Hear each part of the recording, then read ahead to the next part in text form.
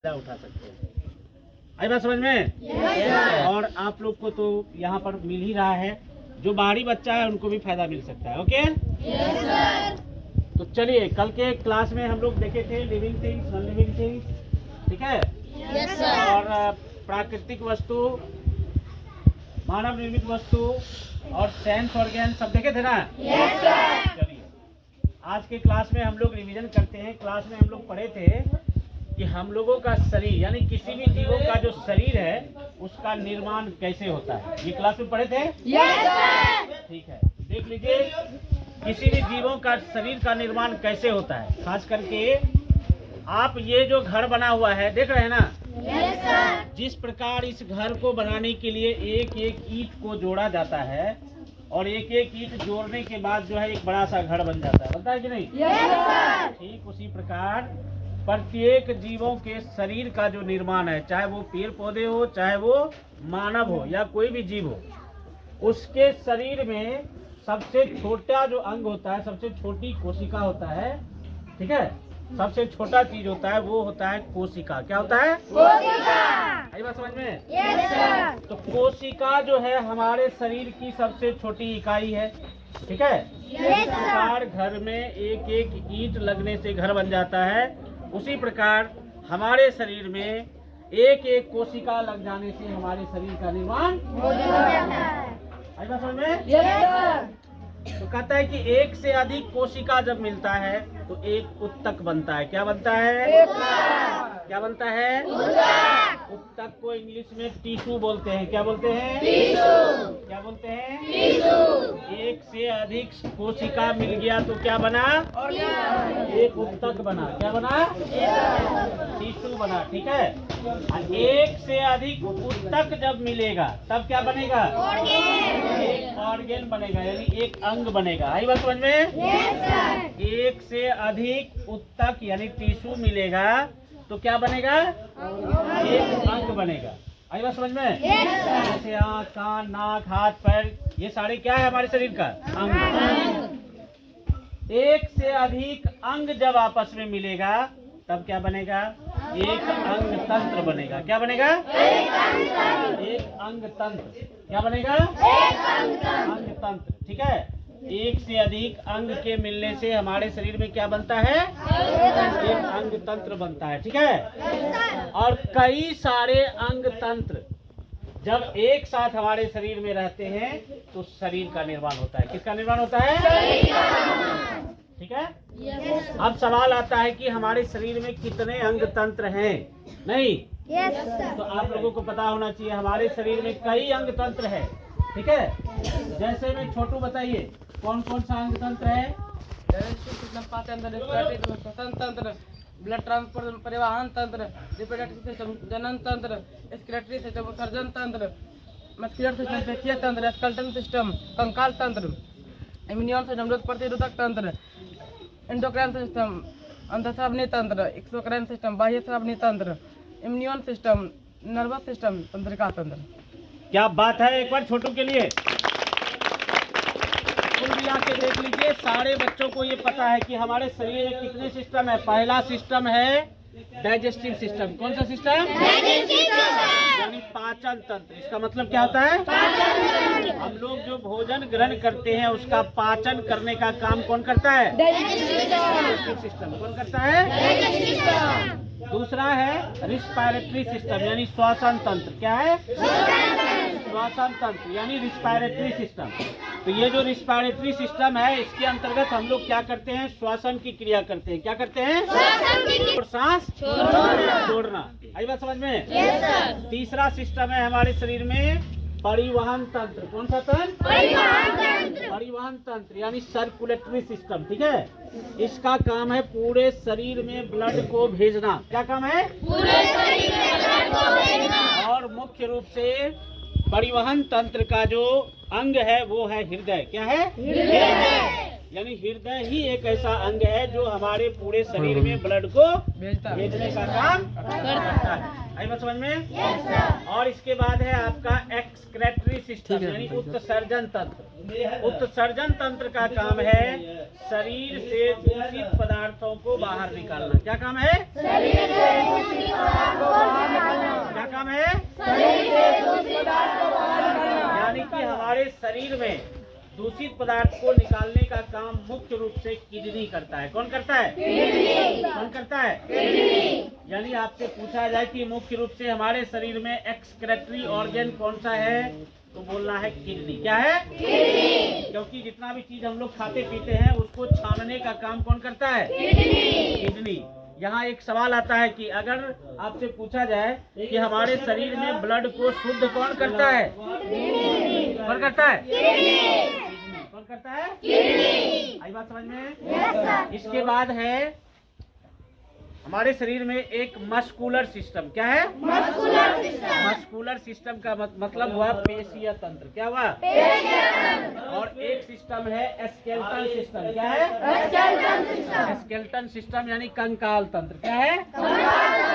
कंकाल तंत्र में हमारे शरीर में जितना भी हड्डी है वो सब आ जाता है। आई बात समझ में? मस्कुलर सिस्टम हमारे शरीर में जितना भी मसल्स है वो सब आ जाता है। आ जाता है। तो मस्कुलर सिस्टम और स्केलेटल सिस्टम, जब ये दोनों सिस्टम आपस में मिलता है तो पूरा बॉडी का शेप तैयार होता है। आई बात समझ में? यानी कि स्केलेटल सिस्टम के साथ मस्कुलर सिस्टम जब आपस में जुड़ता है तो पूरे बॉडी का क्या होता है? शेप तैयार होता है। बोलो। आई बात समझ में? इसके बाद है इम्यून सिस्टम। इम्यून सिस्टम का मतलब होता है रोग प्रतिरोधक तंत्र। क्या होता है? यानी इम्यून सिस्टम का काम है हमारे शरीर को बीमारियों से बचाना। क्या काम है? हमारे शरीर को बीमारियों से बचाना। क्या काम है? हमारे शरीर को बीमारियों से बचाना। हमारे शरीर को बीमारियों से कौन बचाता है? Immune system. Immune system. कौन सा सिस्टम? Immune system. सबको समझ में आ रही है बात? इसके बाद है हमारे शरीर में एक नर्वस सिस्टम। क्या है? Nervous system. तो नर्वस सिस्टम का काम है हमारे पूरे बॉडी को बैलेंस करना। क्या काम है? क्या काम है? पूरे बॉडी को बैलेंस करना। अब बैलेंस का क्या मतलब हुआ तो गौर से समझ लीजिए। हम लोग देखने का काम करते हैं किसके द्वारा? नर्वस सिस्टम के द्वारा। किसके द्वारा? नर्वस सिस्टम के द्वारा। आँख से देखते हैं लेकिन दिखाने का काम कौन करता है? क्योंकि नर्वस सिस्टम ही हमारे आँख से जुड़ा हुआ है। हम लोग सुनने का काम करते हैं किसके द्वारा? कान के द्वारा। लेकिन कान को सुनने का परमिशन कौन देता है? समझ में? देखना, सुनना, खाना पीना, उसका स्वाद लेना। और अभी हम लोग खड़े हैं ना जी? खड़े हैं तो अपने आप खड़े हैं। ठीक है? क्योंकि हम लोग सजीव हैं। तो ये जो बॉडी को कंट्रोल कर रहा है खड़े होने में, इसको कौन कर रहा है? Nervous system. अच्छा एक बात बताओ, अगर हम लोग साइकिल को खड़ा कर दें बिना स्टैंड लगाए तो साइकिल खड़ा रहेगा? क्यों नहीं रहेगा? क्योंकि उसमें नर्वस सिस्टम नहीं है। और हमारे शरीर में स्टैंड नहीं है। किसी के भी शरीर में स्टैंड है? फिर भी हम लोग खड़े हैं क्योंकि हमारे शरीर में नर्वस सिस्टम है, क्योंकि हमारे पूरे शरीर को क्या कर रहा है? कंट्रोल। क्या कर रहा है? यानी हम लोग दौड़ते हैं तो गिरने नहीं देता है, खड़े होते हैं तो गिरने नहीं देता है, पैदल चलते हैं तो गिरने नहीं देता है। यानी पूरे बॉडी को कंट्रोल करने का काम करता है। कौन सा सिस्टम? आगे बात समझ में? इसके बाद है हमारे शरीर में रिप्रोडक्टिव सिस्टम। कौन सा सिस्टम? रिप्रोडक्टिव सिस्टम के द्वारा कोई भी जीव इस धरती पर अपनी संतति को बनाए रखता है। क्या रखता है? अपनी संतति को बनाए रखता है। आई बात समझ में? हैं? और देख लीजिए इसके अलावे भी कुछ सिस्टम है हमारे शरीर में, जैसे कि इंडोक्राइन सिस्टम और एक्सोक्राइन सिस्टम। कौन सा सिस्टम? तो इंडोक्राइन सिस्टम और एक्सोक्राइन सिस्टम का काम है शरीर में हार्मोन्स तैयार करना। क्या करना? क्या करना? तो इस हार्मोन्स का काम क्या है देख लीजिए।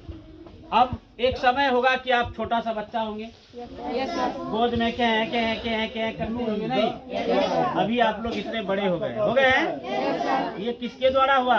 हार्मोन्स के कारण। किसके कारण? अच्छा ये बताइए, हमारे शरीर का हाइट किस हार्मोन के कारण बढ़ता है? Growth hormone. किसके कारण? ग्रोथ हार्मोन के कारण, GH के कारण। ठीक है, अगर हमारे शरीर में ग्रोथ हार्मोन का रिलीज नहीं हो तो हम लोग छोटे रह जाएंगे, बड़ा होंगे ही नहीं। आई बात समझ में? और कुछ समय के बाद आप देखते होंगे, जब आप लोग अभी छोटे हैं तो अभी आप लोगों को मूछ दाढ़ी नहीं ना आया है, जब आप बड़े हो जाएंगे और तो मूछ दाढ़ी हो जाएगा, हो जाएगा कि नहीं? हमको मूछ है ना जी, हैं? ये सभी काम किसका है? हार्मोन्स का। किसका काम है? किसका काम है? और ये हार्मोन्स निकालने का काम करता है इंडोक्राइन सिस्टम और एक्सोक्राइन सिस्टम। कौन कौन करता है? सबको समझ में आ गई बात? तो कुल मिला के हमारे शरीर में 11 सिस्टम है। कितने सिस्टम?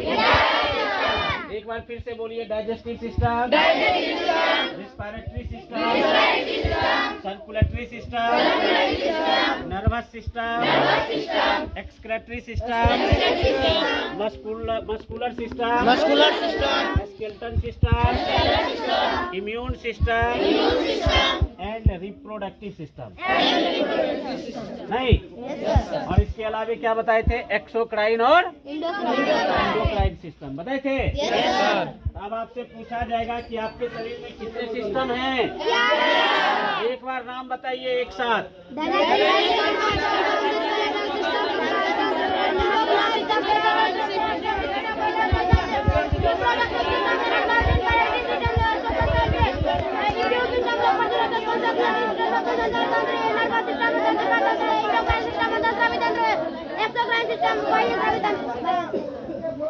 आई बात समझ में? अच्छा एक बार हम चेक कर लेते हैं किसको याद हो गया। चलिए रोहित इधर, चलिए आप बताइए तो कौन सा सिस्टम है आपके शरीर में? डाइजेस्टिव सिस्टम, पाचन तंत्र, स्केलेटल सिस्टम, कंकाल तंत्र, मस्कुलर सिस्टम, पेशीय तंत्र, एक्सक्रेटरी सिस्टम, उत्सर्जन तंत्र, रिप्रोडक्टिव सिस्टम, जनन तंत्र, रिस्पिरेटरी सिस्टम, श्वसन तंत्र, सर्कुलेटरी सिस्टम, रक्त संचार तंत्र, इम्यून सिस्टम, रोग प्रतिरोधक तंत्र, नर्वस सिस्टम, तंत्रिका तंत्र, एंडोक्राइन सिस्टम, अंतःस्रावी तंत्र, एक्सोक्राइन सिस्टम, बाह्य स्रावी तंत्र।